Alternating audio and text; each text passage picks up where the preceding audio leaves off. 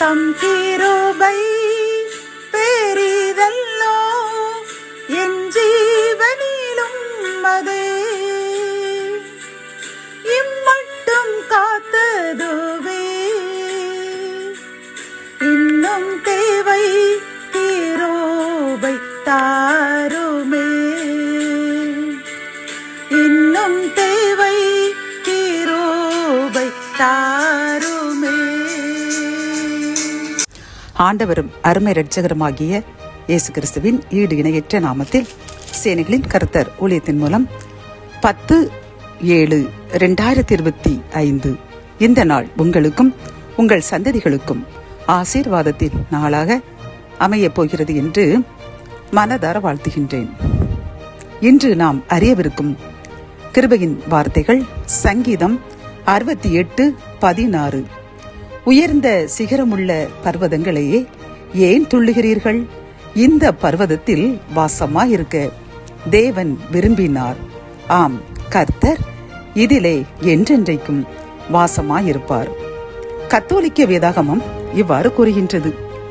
ஓ பலமுடி கொண்ட மலைத்தொடரே, கடவுள் தம் இல்லமாக தேர்ந்து கொண்ட இந்த மலையை நீ ஏன் பொறாமையோடு பார்க்கின்றாய்? ஆம், இதிலே தான் ஆண்டவர் என்றென்றும் தங்கி இருப்பார் என்கின்றது.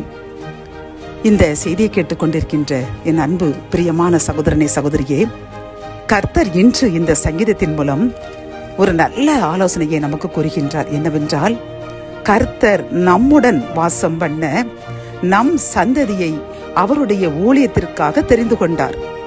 நாம் அவரால் வேறு பிரிக்கப்பட்ட ஜனங்கள்.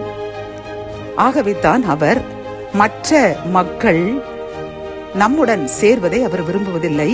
ஆகவே தான் அவர்கள் நம்மை பகைக்கின்றார்கள்.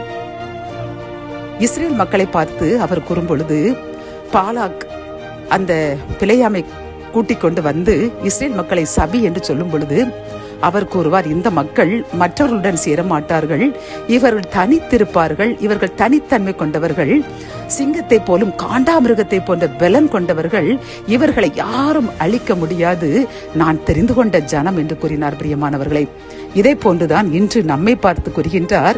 நம்மிடம் அவர் வாசம் பண்ணுவாராம், நம் சந்ததிகளையும் நம்மையும் அவர் வேறு பிடித்திருக்கிறாராம். நாம் வேறு பிடிக்கப்பட்டவர்கள், அவரால் அலங்கரிக்கப்பட்ட பரிசுத்த ஜாதி. ஆகவே அவர் புறஜாதிகளுடைய வழிபாடுகளிலும் அவர்களுடைய நடவடிக்கைகளிலும் நம்மை அவர் சேர விடமாட்டார். ஆகவே தான் அவர்கள் நம்மை பகைப்பார்கள்.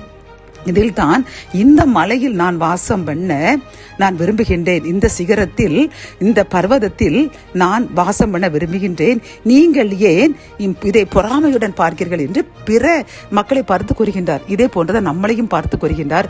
பிற மக்கள் நம்மிடம் பொறாமைப்படத்தான் செய்வார்கள், ஆனால் நீங்கள் கலங்காதீர்கள், ஏனென்றால் நான் உங்களுடன் இருந்து உங்களையும் உங்கள் சந்ததிகளையும் ஆசீர்வதித்து மேன்மைப்படுத்த போகின்றேன், இப்பொழுது மேன்மைப்படுத்தி இருக்கின்றேன்.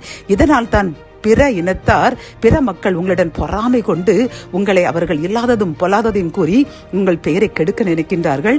ஆனால் நீங்கள் கவலைப்படாதீர்கள், நான் உங்களுக்குள் வாசம் பண்ணுவேன், யாரும் உங்களை என் கையில் இருந்து பிரிக்க முடியாது என்று வாக்கு கொடுக்கின்றார். பிரியமானவர்களே, ஆகவே ஒன்றே ஒன்று உணர்ந்து கொள்வோம், நாம் வேறு பிரிக்கப்பட்ட ஜனம், நாம் கர்த்தருடைய கையில் அலங்கார கிரீடமாய் இருக்கின்றோம்.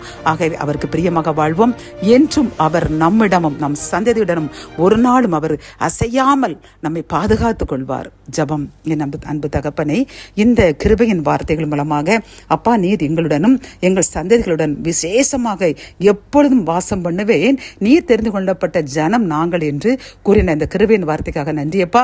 இதை நாங்கள் உணர்ந்து கொண்டோம். இன்றிலிருந்து இன்னும் அதிகமாக நாங்கள் உமக்கு பிரியமானவர்கள் என்று உணர்ந்து பரிசுத்தமாய் வாழ்வோம் என்று நாங்கள் உறுதியெடுக்கின்றோம்.